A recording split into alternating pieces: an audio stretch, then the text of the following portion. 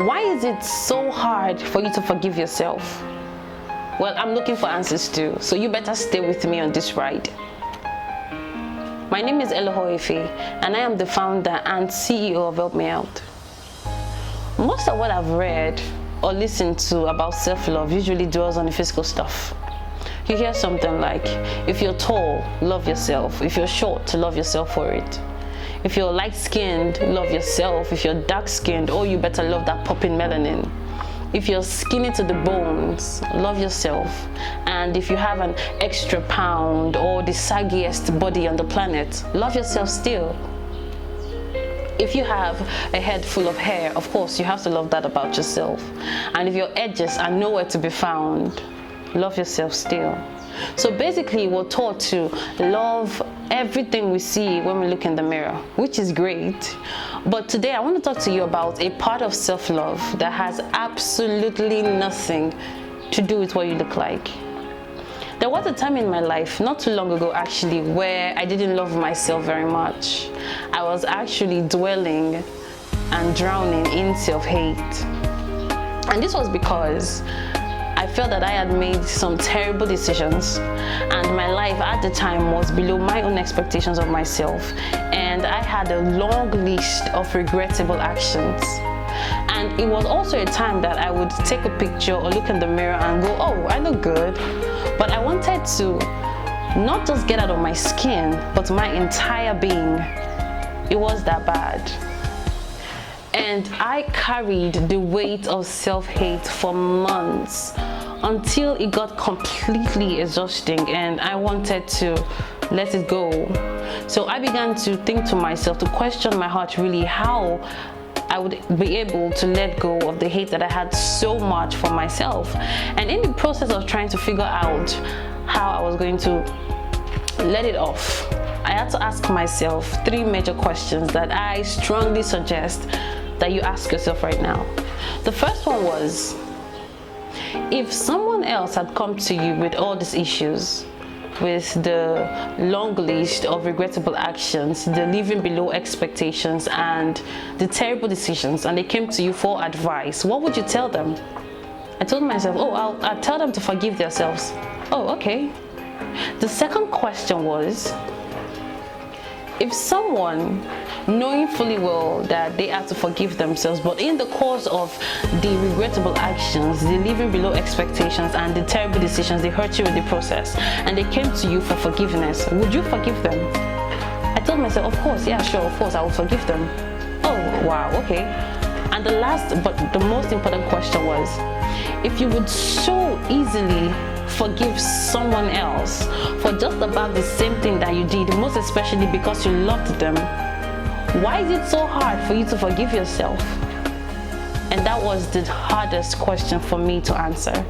And I began to tell myself, like I am telling you now, you are one of the close to 8 billion people in the world.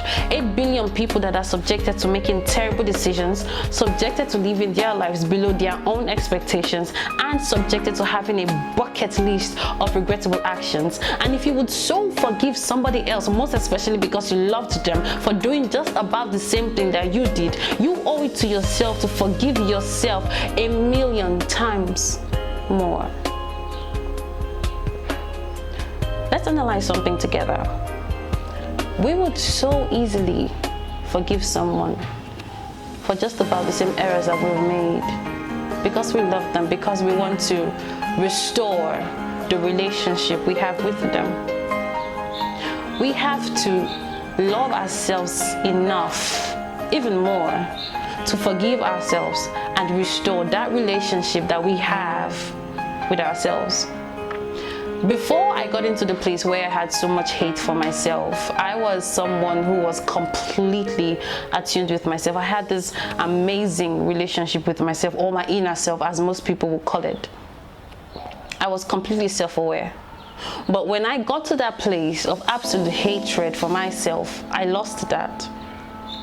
I couldn't hear my own thoughts. I couldn't get to my own heart. And that was the saddest part about what I was dealing with. And if you're there, I know exactly what you're dealing with. So you have to forgive yourself in order for that relationship with yourself to be restored. And when you forgive yourself, or when you decide to forgive yourself, it doesn't mean that everything is going to just drop once. All the negative feelings, the guilt, the terrible negative emotions that you have in your heart, it doesn't mean it's all of a sudden going to drop. But when you do that, when you forgive yourself, it is a willingness. It is a choice you make to love yourself, like I did for myself. Like, it's a choice to say to yourself that I love you beyond the scars, beyond the terrible decisions, beyond the living below expectations, beyond the bucket list of regrettable actions. I love you and I choose you. It is a willingness to make amends with yourself, to come back with your inner self, like most people will call it. You basically have to love yourself enough. It comes from a place of love, actually, more than it comes from a place of anything else.